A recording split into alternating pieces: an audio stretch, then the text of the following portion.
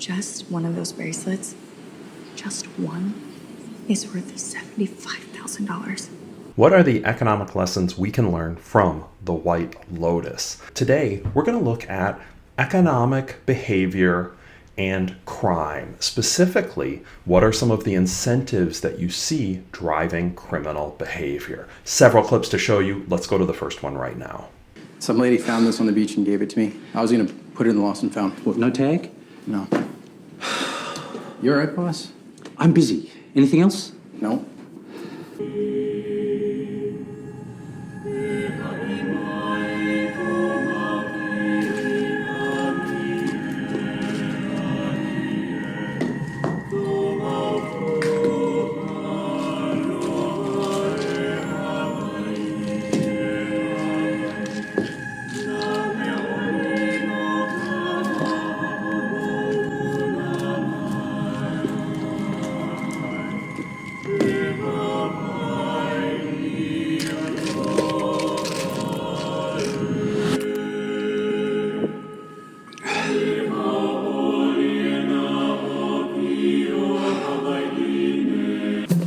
Aloha, ladies. How are you this morning?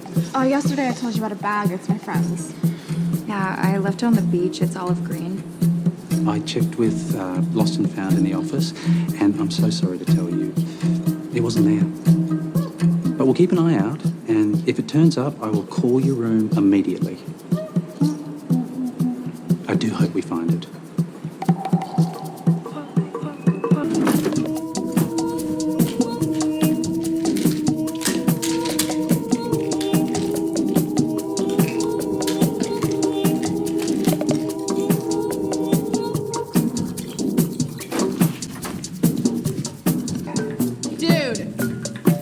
Aloha, how is everyone this morning? You have our backpack. It's a green backpack. You said yesterday that you didn't have it, but he just said that he gave it to you 2 days ago and then you put it in the lost and found. Yeah, I'm pretty sure it's in your office. A green backpack. Yes, I do remember that. I'll go to the office and get it for you right away. Hello?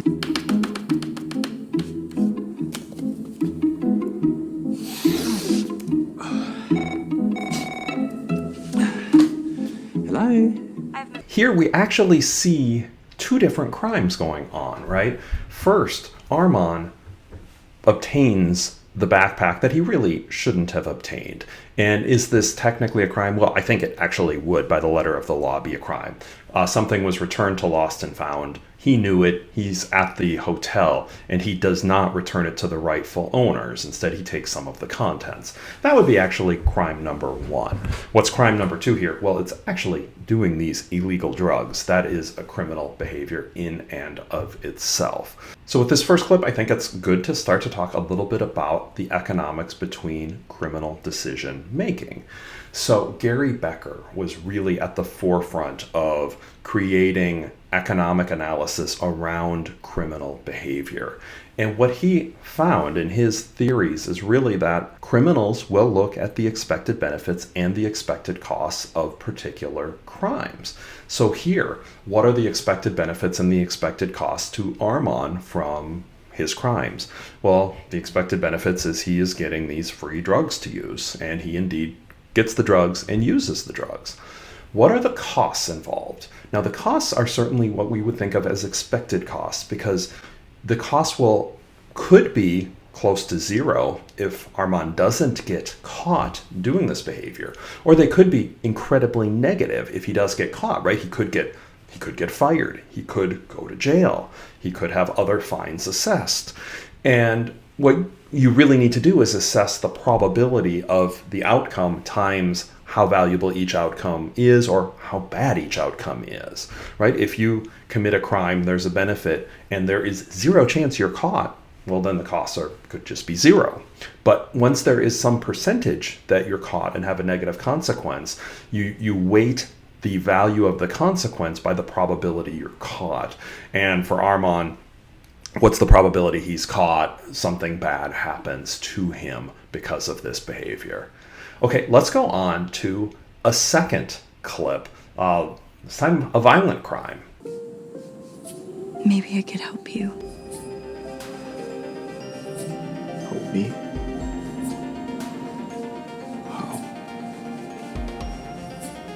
I could give you something. I can't really give it to you, but I can help you take it.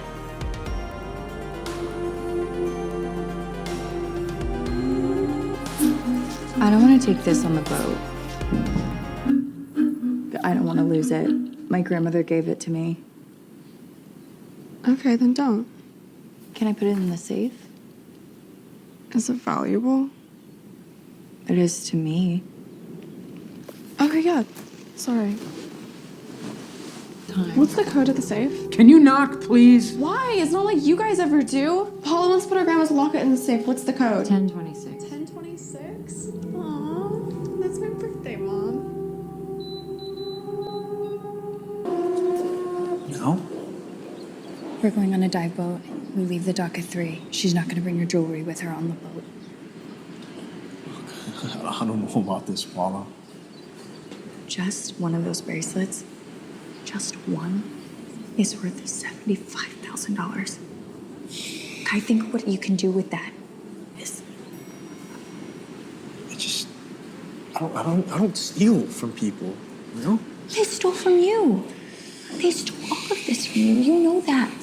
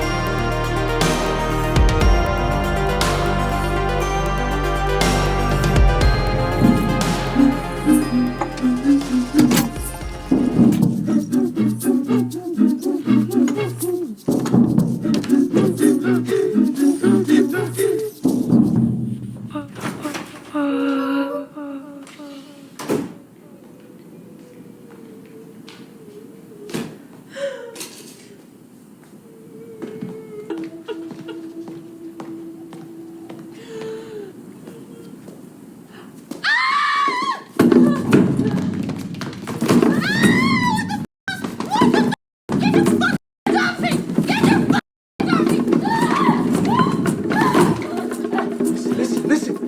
I'm not gonna hurt you. Just stay on the floor, okay? Okay, I am.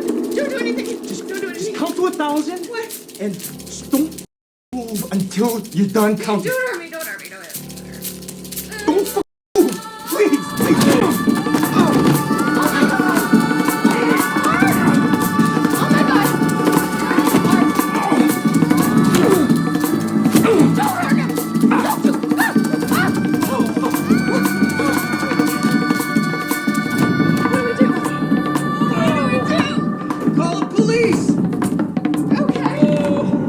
Okay, here we actually see a much higher stakes crime going on here as Paula, who's friends with the family, specifically friends with Olivia, tells her new guy, Kai, about an opportunity to steal $75,000 in jewelry through the safe.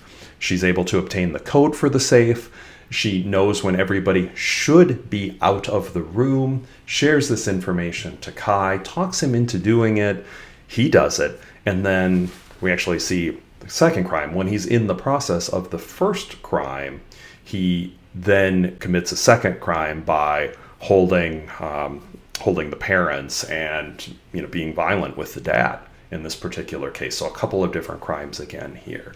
So once again, what are the expected benefits and the expected costs of this particular crime? Well, the expected benefit could be stealing. What's the expected cost? What I really like about this clip here is the expected cost isn't just monetary for Kai, you can tell. He's saying here, I'm not a thief, I'm not a criminal, this isn't who I am.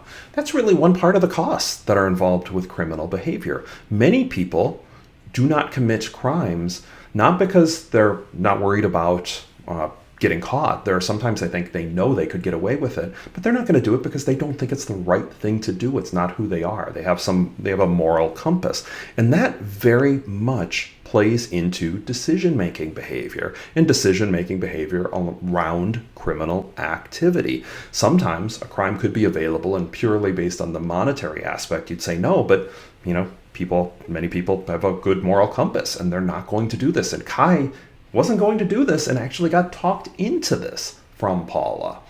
So it's kind of a fascinating cost. Paula tries to talk him around to say, no, really, you're the victim here, and this is just kind of recapturing, and that reframes him.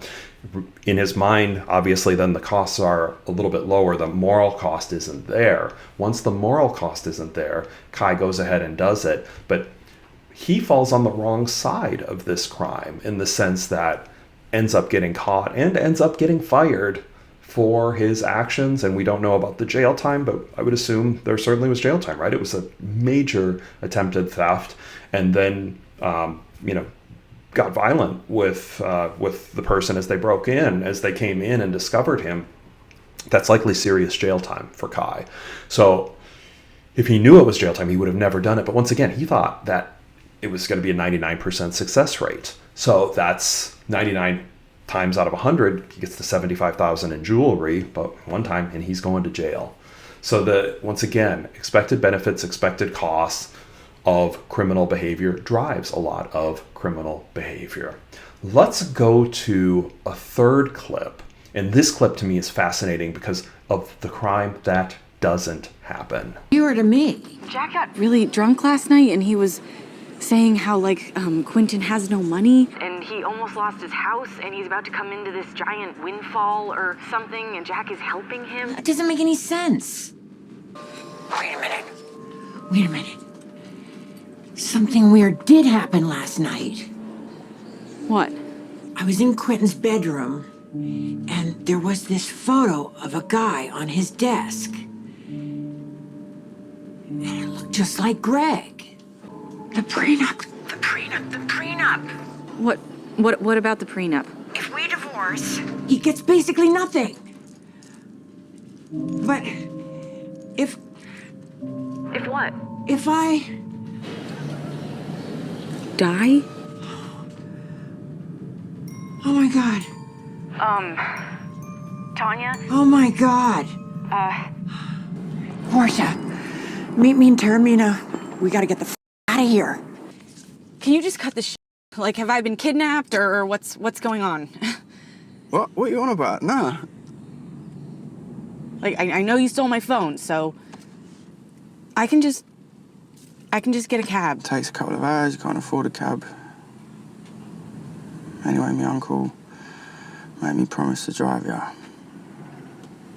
You don't want me to get in trouble now, do ya? Just let me do my job, yeah?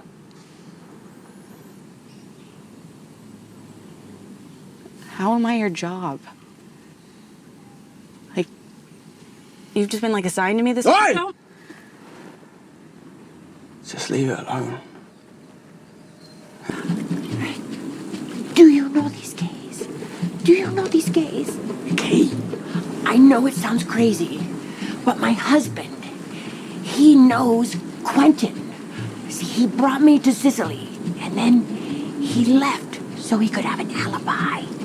And then these gays, they take me off to Palermo, and then they set me up with this guy who's in the mafia, and he's coming here, I think, to try to throw me off the boat. They're going to do Greg's dirty work for him because he's going to pay them with my money so they can decorate their houses or something. We're not going to Terramina. Huh? This is Catania. The airport's just that way.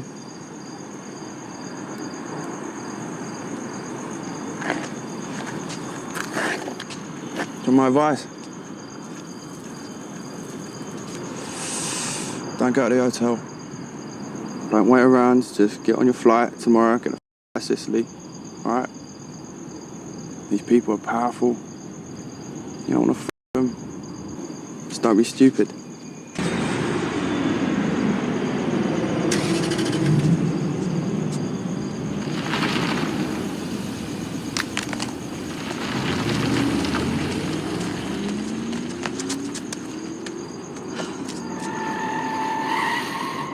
So in this scene, we see a crime that didn't happen. Jack was contracted to essentially get rid of, looks like to murder Portia, but chooses not to do it at the end.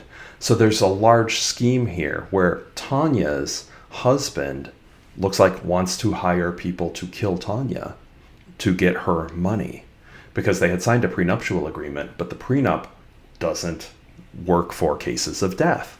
So they were going to try to kill Tanya, and then the collateral damage here is Portia. So Jack is hired to eliminate Portia. This is murder we're talking about. Jack ends up not committing the crime and just sets her free and tells her to stay away from it. Now, still essentially committed a crime by, abducting her, taking her phone, preventing her from leaving. But the bigger crime of murder, he does not commit. He gives her the phone, tells her to stay away, warns her these are bad people, that if she decides to do anything else, and goes on. But he chose not to. Why would he choose not to? Well, once again, I think this goes back to the same thing as before. What are the expected benefits and what are the expected costs of the crime? The expected benefits of the crime from Jack's perspective were to get financial independence, right? To get a financial windfall from the individuals who are trying to kill Tanya. So that's Jack's expected payoff here. What are the costs? Well, Jack doesn't seem like a murderer, right? And once again, there's a moral compass here. And I think as he gets to know Portia, he realizes he can't do this, right? And this is part of where who Portia is comes into play with the expected cost. Who knows if he had met Portia and thinks she's just a terrible, awful human? Would he have done it? I mean, obviously I'm saying this. It doesn't make it right. Of course, it's still murder. It's awful. It's terrible. But from the mind of a potential criminal here, he would be doing something horrible to a person who's a very, very good human being. He wasn't about to do that. So instead, he took another route out. So I find this clip somewhat interesting for, once again, we're examining the criminal behavior. We're examining the benefits and the costs of committing a crime. And here we have a case where the crime was not committed. So fascinating little clip. Let's go a little bit of a continuation on this clip where we see Tanya. All right, I have to use the powder room. Well, you know where it is.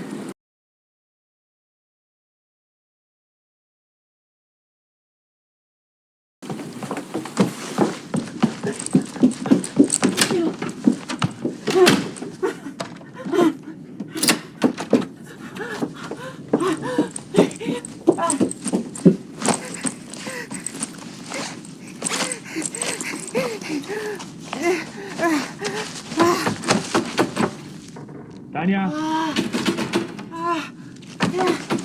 Tanya? Is everything all right? Yeah. Tanya? Tanya? Should we have a little talk?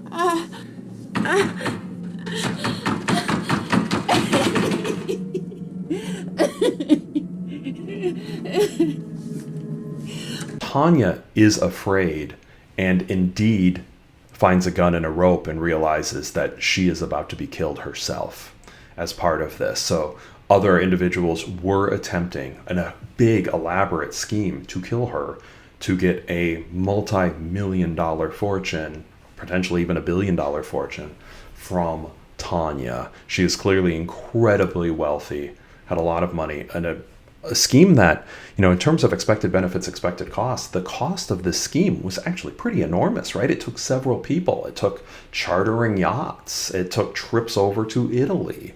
It took hiring Jack. I mean, this was an incredibly costly scheme to obtain these, millions, tens of millions, hundreds of millions of dollars, however much it was. And through the scheme, Tanya finds out about it. Well, so the part on this, and I mean, it's really kind of, thinking about this way can seem disconcerting, but what the cold calculated benefits, you have some, quite frankly, evil people, and they were thinking through, should they commit a particular crime? What are the benefits? What are the costs? Well, they didn't think they'd get caught. Clearly they were wrong, as Tanya figured things out and was the one with the gun in her hand, but they figured the costs were committing this act, all of the money they would have to pay, but then the benefits are they're likely going to get this massive windfall and chose to. Okay, final clips I want to show here. Let's go to those right now. Ale? Oh, quei due non sono male. Carini. Ah no, con le mogli. Forse prima volta. Che palle questo.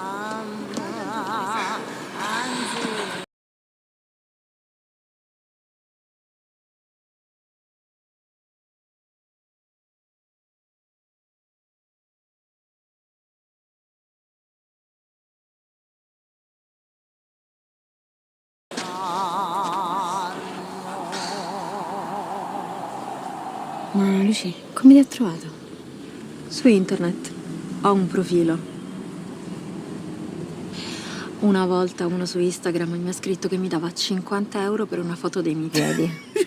È lì che ho realizzato che potevo fare un sacco di soldi ogni volta che voglio.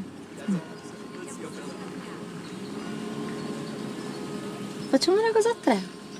Lo facciamo pagare il doppio. No, Lucia, non lo posso fare. Ah, vai, è facile, lo faccio io tutto il lavoro. No, non mi va di stare con un altro. Sono ancora innamorata di Massimo. Taghila di fare la romantica. Devi essere pratica, ti devi prendere tutto quello che puoi ora che sei giovane. Ti servono i soldi per fare musica?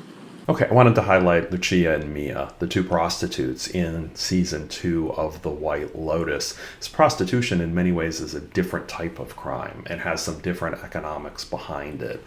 So certainly criminal behavior, you know, expected benefits, expected costs, right? You can get arrested again. You can go to jail. You can meet terrible people. You know, if you're engaging in prostitution, you're at higher risk for disease, for sexually transmitted infections.